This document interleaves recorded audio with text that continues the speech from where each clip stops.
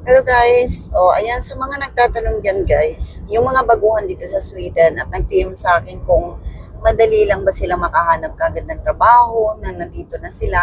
Eh, kasi may ginawa akong video dyan guys noon, pero siguro baka hindi nyo nakita, hindi nyo napanood. So ulitin ko dito guys na hindi ka basta-basta talaga makahanap kagad ng trabaho. Pag nandito ka na sa Sweden, kapag ano kasi, kailangan mo pa mag-aral ng Swedish, mga ganun, yung language nila. Isa kasi yan sa mga, sa mga qualification na kailangan marunong ka mag-Swedish para makapagtrabaho ka. Pero depende, kung halimbawa linis-linis lang, siguro hindi sila masyadong stricto. Pero yung iba, kahit na wala kang natapos, basta't marunong ka mag-Swedish, ayun, makapasok ka ng trabaho.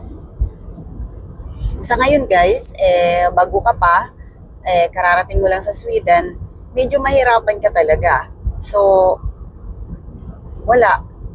Siguro kung may kakilala ka na, halimbawa linis-linis, ganun, pwede kang papasukin sa trabaho, ganun.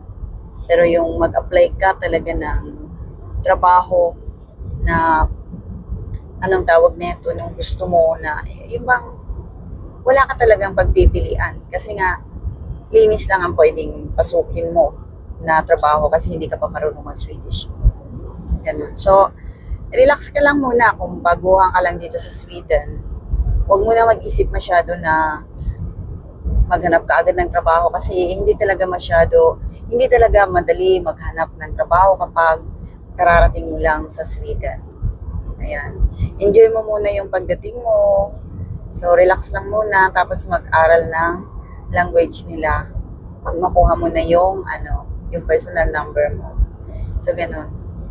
Kasi pagka matapos ka lang ng Swedish nila, guys, ay yung language nila, ayan, wala nang problema yung trabaho na yan.